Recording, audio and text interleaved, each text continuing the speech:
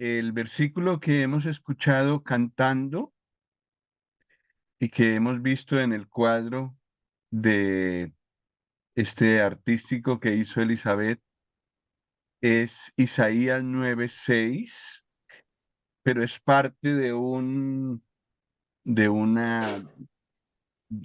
porción más grande. Entonces, para tener todo el sentido, vamos a leer también el versículo 7. Isaías 9:6 y 7. Si alguien lo tiene y lo puede leer, por favor.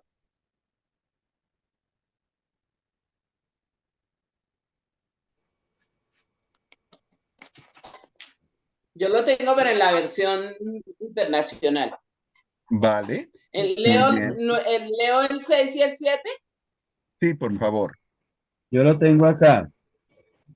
Porque nos ha nacido un niño, se nos ha concedido un hijo, la soberanía reposará sobre sus hombros y se le darán estos nombres: Consejero admirable, Dios fuerte, Padre eterno, Príncipe de paz. Se extenderán su soberanía y su paz, y no tendrán fin.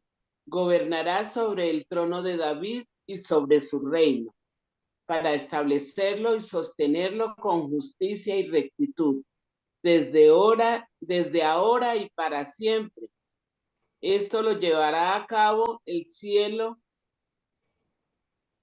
del Señor Todopoderoso. Sí, muchas gracias. Es la nueva versión internacional. Sí, Señor. Pues el estudio lo he hecho con base en la versión Reina Valera 60, que es la que tiene Guillermo, pero ya veremos que las ideas Betty. son parecidas, es decir, es el mismo mensaje, solo que con diferentes palabras. Pues estos dos versículos nos muestran a Dios mismo entrando en el mundo y nos muestra claramente por qué el Señor Jesús vino al mundo. Hasta ahora eh, se ha cumplido una parte de estos dos versículos y lo que se celebra por estos días en muchos lugares es la primera venida del Señor Jesús. Pero estos versículos nos hablan de su primera venida y de su segunda venida. Es decir, ¿para qué apareció el Señor Jesús en esta tierra como un bebé?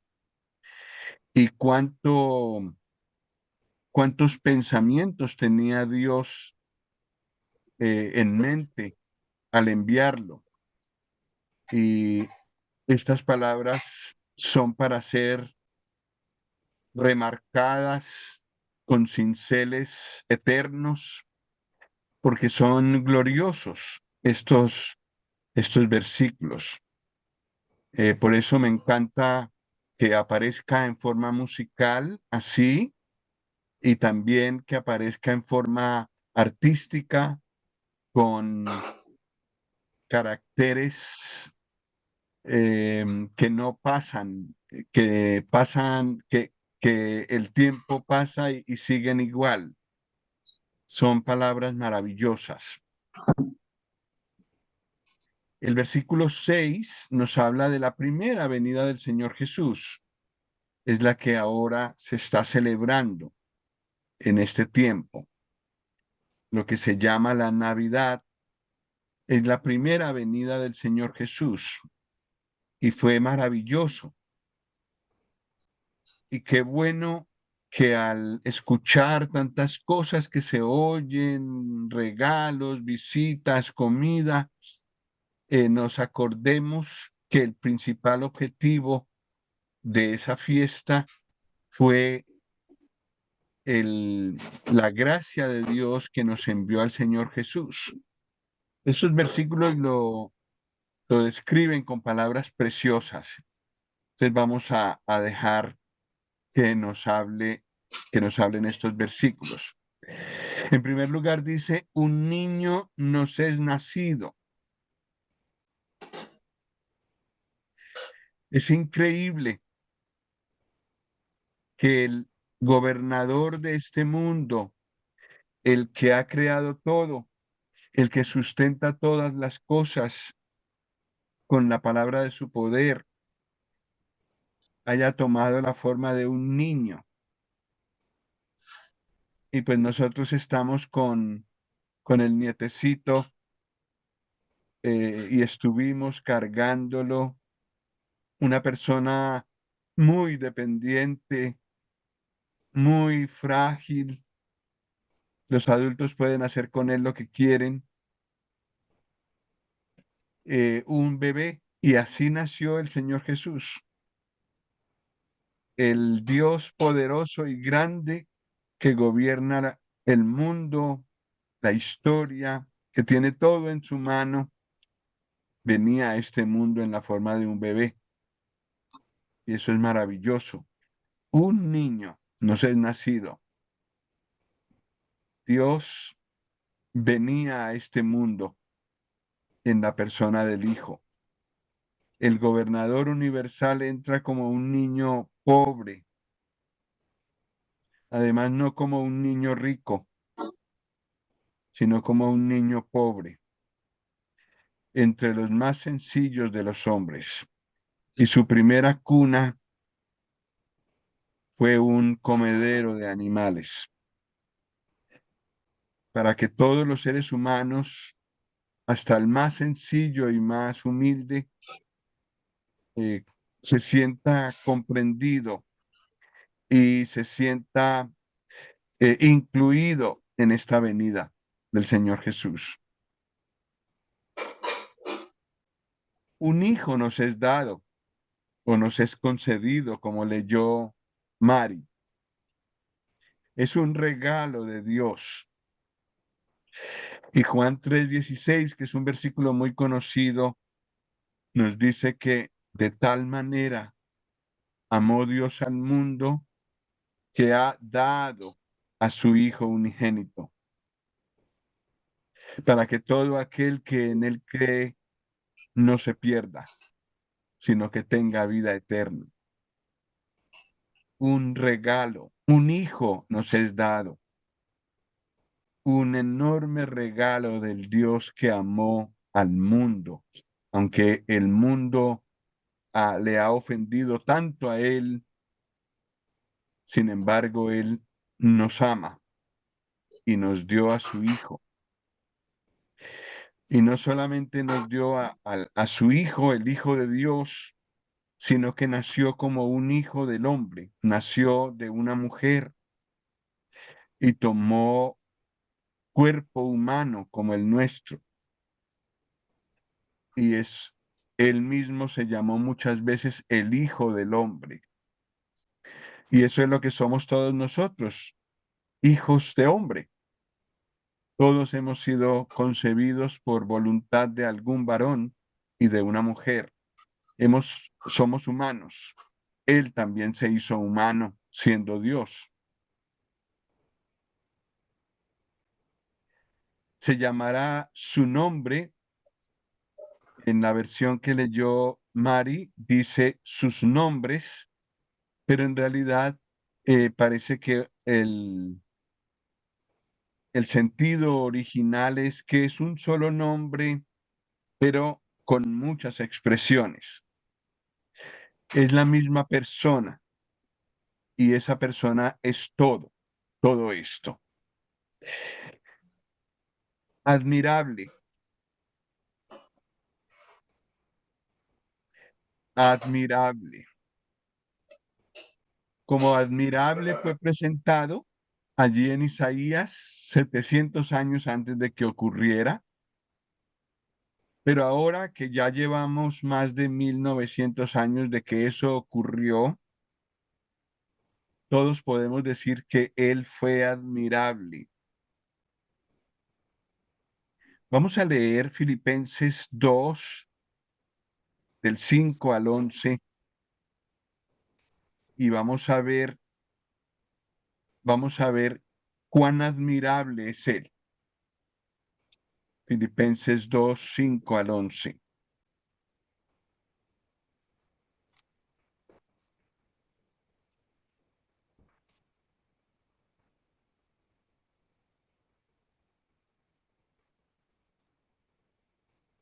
Dice el versículo 5: haya pues en vosotros este sentir que hubo también en Cristo Jesús, el cual, siendo en forma de Dios, no estimó el ser igual a Dios como cosa a que aferrarse, sino que se despojó a sí mismo, tomando forma de siervo, hecho semejante a los hombres. Esto es una maravilla. El Señor Jesús deja su lugar de Dios como igual a Dios el Padre para venir a este mundo. Y pisó esta tierra como hombre, se hizo hombre. Y toda su entrada a este mundo fue admirable. Los cielos se abrieron, los ángeles cantaron, eh, y el Señor Jesús fue anunciado. Los reyes, los magos, perdón, la Biblia no dice que eran reyes, pero dice que eran magos, estudiosos, personas muy ilustres, vieron su estrella en el oriente. Probablemente Dios puso una estrella especial para anunciarlo a un pueblo que miraba las estrellas. El, de donde venían estos magos, había muchos astrónomos y ellos vieron la estrella y guiados por una estrella fueron a donde el Señor Jesús y llegaron exactamente a donde tenían que llegar. El cielo entero anunció esa venida. Su venida a este mundo fue admirable. Pero volviendo a Filipenses 2, dice el versículo 8, y estando en la condición de hombre, se humilló a sí mismo, haciéndose obediente hasta la muerte y muerte de cruz. El Señor Jesús nació, pero después creció y toda su vida fue obediente. Su niñez fue admirable. Su adolescencia fue admirable. Su juventud fue admirable. Su ministerio, su servicio a la gente fue admirable. Y su ida a la cruz fue admirable. Obediente hasta la muerte y muerte de cruz. Y en todo, admirable. Versículo 9 de Filipenses 2. Por lo cual Dios también le exaltó hasta lo sumo y le dio un nombre que es sobre todo nombre, para que en el nombre de Jesús se doble toda rodilla de los que están en los cielos y en la tierra y debajo de la tierra, y toda lengua confiese que Jesucristo es el Señor, para gloria de Dios Padre. Entonces, después de la cruz,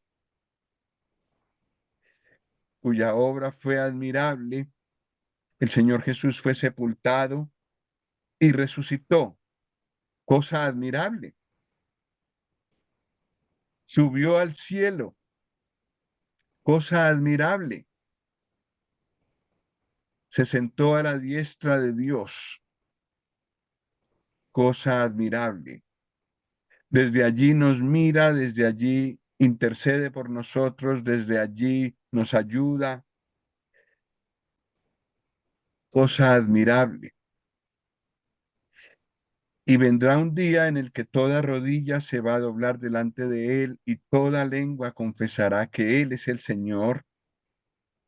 Y entonces, no solamente nosotros, los que ahora creemos en Él, diremos que Él es admirable, sino que todo el mundo dirá que Él es admirable.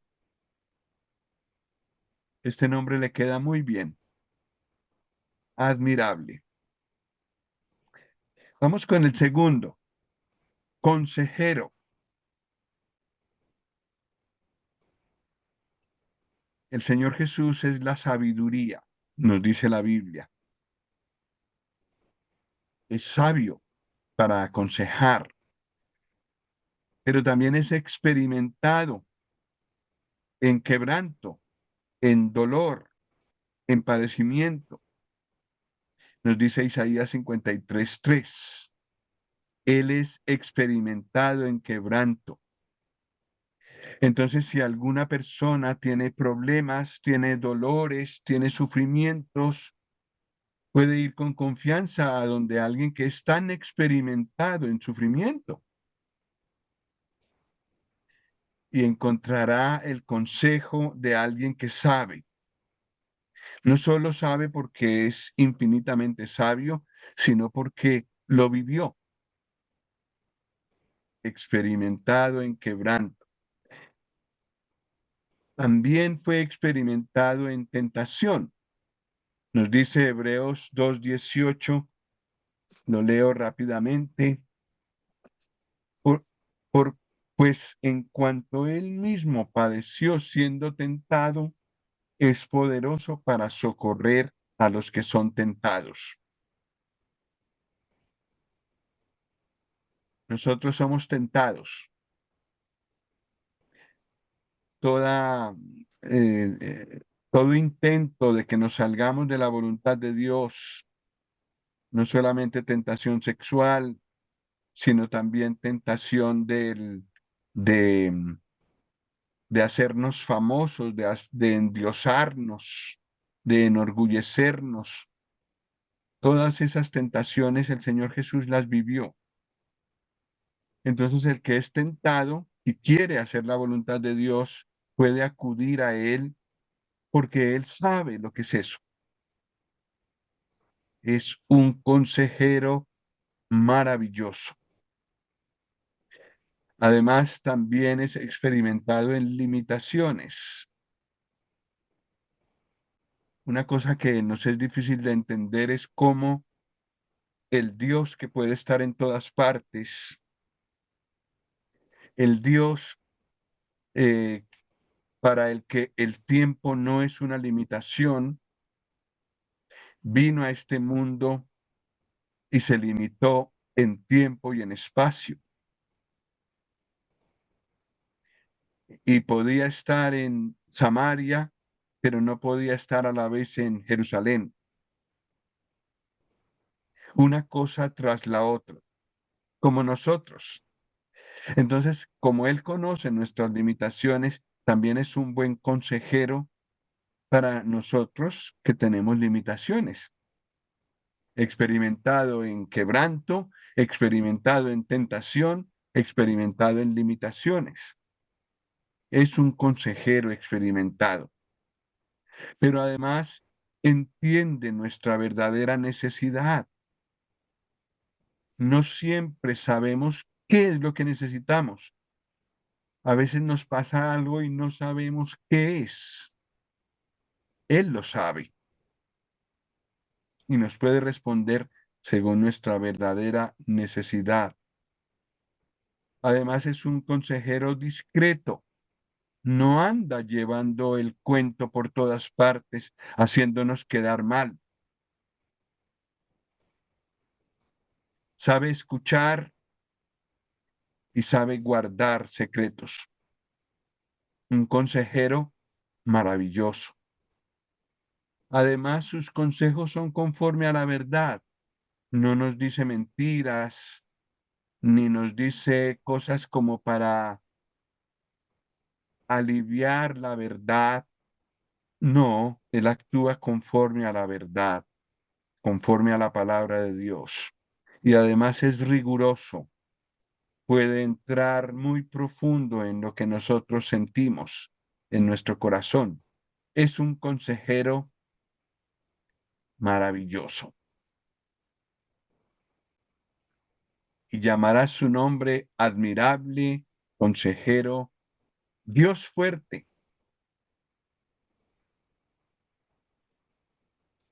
Dios fuerte.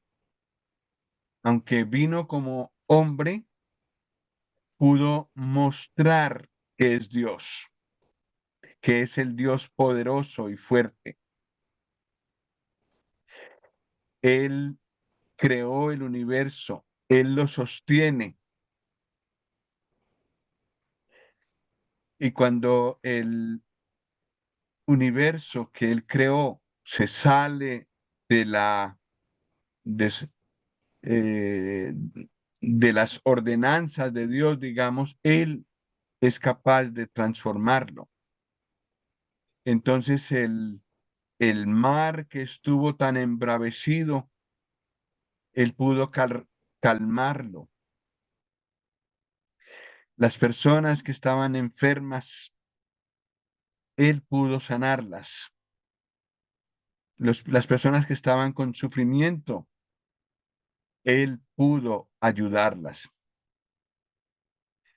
Mostró su poder. Es poderoso también para socorrernos, dice Hebreos 2:18, con lo que hemos leído. Es poderoso para socorrer a los que son tentados. Y más adelante en Hebreos 7:25 dice que Él es poderoso para salvar perpetuamente a los que por Él se acercan a Dios, viviendo siempre para interceder por ellos. Poderoso. Y Judas, este libro de Judas no lo escribió Judas Iscariote, sino el otro Judas. Dice que Él es poderoso para guardarnos sin caída y presentarnos delante de su gloria con gran alegría. Él es poderoso. Y la razón por la que podemos estar en pie delante de Dios después de años de haber recibido al Señor Jesús es porque el Señor poderoso nos sostiene. Dios fuerte, Padre eterno.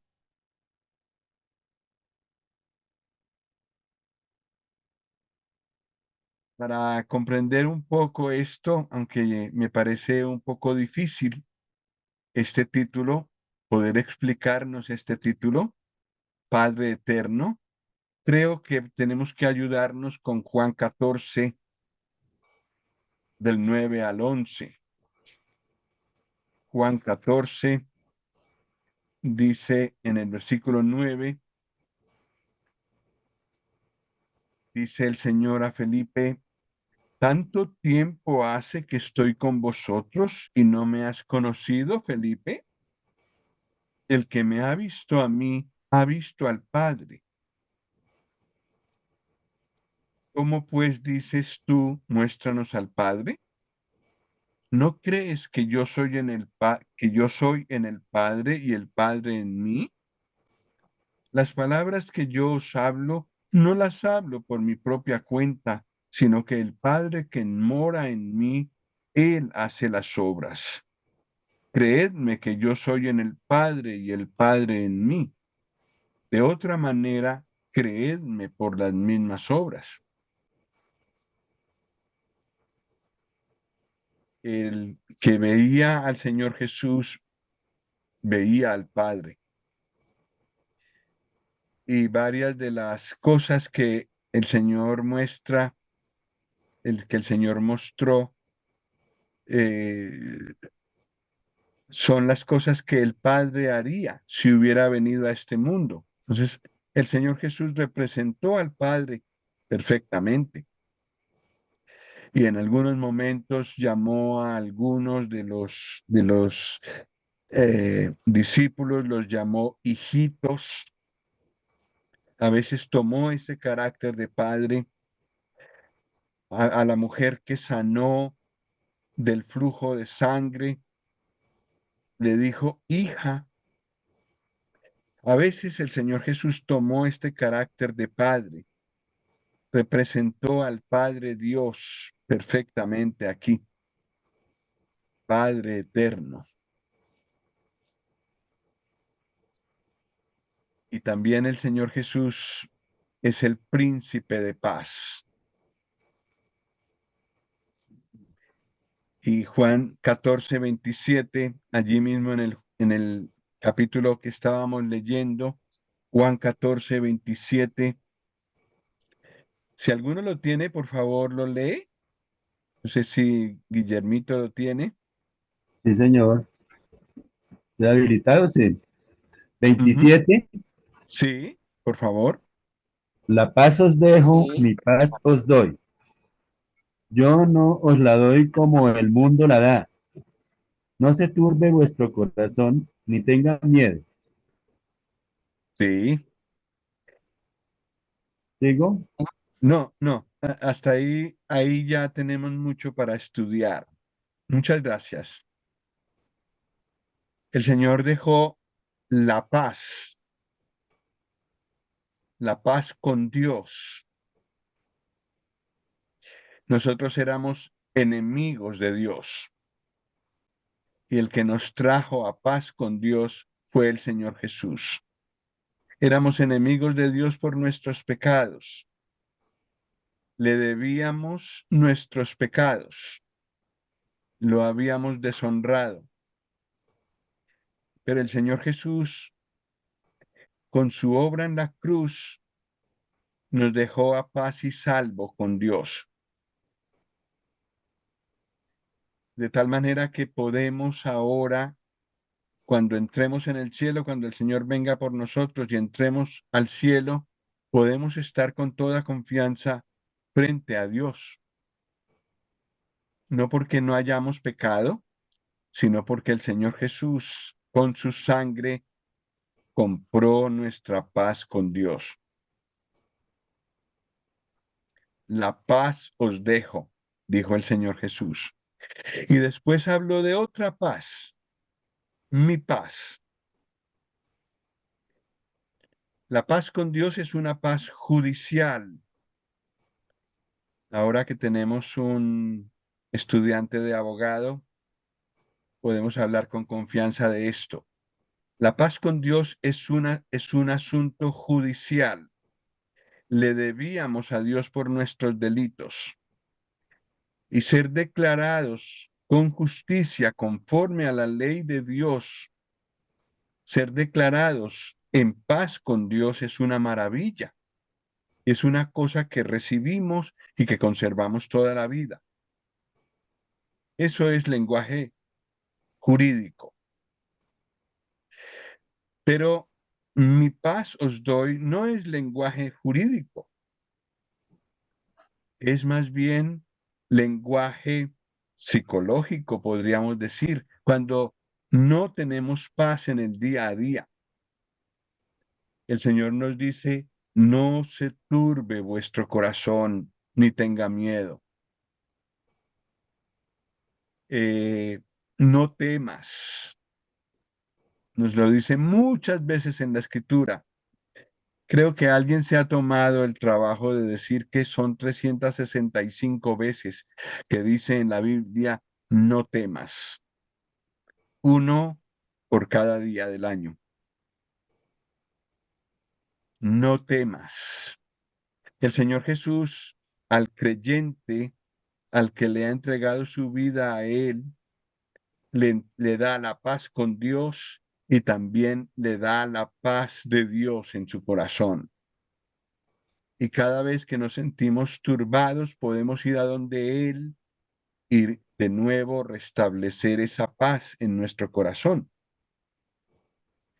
La paz os dejo, mi paz os doy. Es un versículo maravilloso. Él es el príncipe de paz, pero no solamente compró nuestra paz con Dios, no solamente nos da diariamente su paz, sino que también gobernará este mundo y no habrá noticias de guerras. Mientras Él sea Rey universal, Rey de reyes y Señor de señores, las noticias que aparecerán no son de conflictos como ahora al abrir el periódico o el noticiero. escuchamos prácticamente siempre eso, o problemas de robos, de enfrentamientos, conflictos. No, habrá paz. Su reino será de paz. El príncipe de paz impondrá su paz en toda la tierra. Eso es futuro todavía, pero ocurrirá. Él es el príncipe de paz. Así que tiene un nombre muy completo: admirable, consejero, Dios fuerte, Padre eterno y príncipe de paz. Para ser el príncipe de paz, tuvo que ir a la cruz, pero él fue. Y en su primera venida está incluido su nacimiento, está incluido su ministerio en esta tierra y está incluida la cruz. Bueno, y está incluida también su ascensión y glorificación, porque ahora mismo Él está glorificado. Pero el versículo 7 de Isaías 9 que hemos leído dice que lo dilatado de su, a ver si lo leemos textualmente, lo Lo dilatado, dilatado, sí, adelante. lo dilatado de su imperio y la paz no tendrá límite sobre el trono de David y sobre su reino, disponiendo y confirmándolo en justicia desde ahora y para siempre. El celo de Jehová de los ejércitos hará esto. Sí, entonces la venida del Señor a la tierra tuvo un cubrimiento que todavía no vemos. Hay una parte que todavía es futura. La primera venida ya ocurrió, pero nos falta el versículo 7: lo dilatado de su imperio y la paz no tendrán límite sobre el trono de David y sobre su reino. El Señor Jesús va a volver y tenemos ya varias cosas que nos muestran que ese tiempo de su vuelta, de su regreso, está cercano. Y entonces nos arrebatará a los creyentes y después de eso Él vendrá para establecer su reino en esta tierra y dominará sin límite. Su paz no tendrá límite. El poder de su trono no tendrá límite. En juicio y en justicia desde ahora y para siempre. Su imperio será de paz, será sobre el trono de David, será en Israel, más exactamente será en Jerusalén, que él reinará en juicio, habrá juicio de parte de él gobernará con vara de hierro, también gobernará en justicia y para siempre. Su reino será el último. No habrá ninguno que lo supere ni que lo reemplace. Para siempre. ¿Y cómo tenemos la garantía de que eso sucederá? Tenemos la firma de Dios. El celo del Dios poderoso hará esto. Y la primera parte ya se cumplió. El celo de Dios lo hizo. El Señor Jesús ya vino la primera vez. Y se cumplió todo lo que hemos visto en el versículo 6. Fue admirable, consejero, Dios fuerte, Padre eterno y príncipe de paz. Pues la segunda parte, que todavía no se ha cumplido, se cumplirá como se cumplió la primera. ¿Cómo lo sabemos? Dios ha puesto su firma y con la misma seguridad con que se cumplió la primera parte de la profecía, se cumplirá la segunda parte de la profecía. El celo del Dios poderoso hará esto. Pues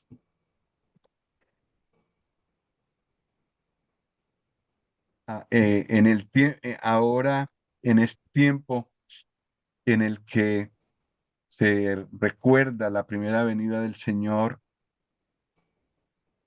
yo creo que es muy importante que recordemos el propósito de Dios con haber enviado a su Hijo al mundo, que no se terminó con el pesebre, que no se terminó ni siquiera con la cruz, que ni siquiera se cumplió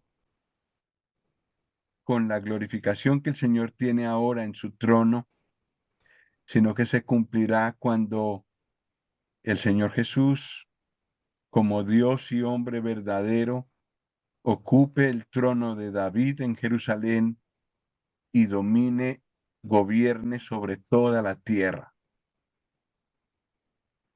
El celo de Dios hará esto. Se cumplirá tal como está escrito. Y qué privilegio el que tenemos nosotros de conocer al Señor Jesús eh, por fe, ya como el Señor de señores y Rey de reyes. Qué privilegio tenemos nosotros que aunque todavía no lo vemos gobernar sobre todo el mundo, creemos que Él es el Rey que Dios ha establecido sobre esta tierra y que traerá paz duradera sobre todas las naciones de este mundo. Pues mi invitación es que en este tiempo de Navidad recordemos esta maravilla, que no nos dejemos llevar por la furia comercial, por el pecado que también reina en esta época, el desenfreno, sino que nos podamos alegrar enormemente de que Dios nos haya dado a su Hijo. Muchas gracias.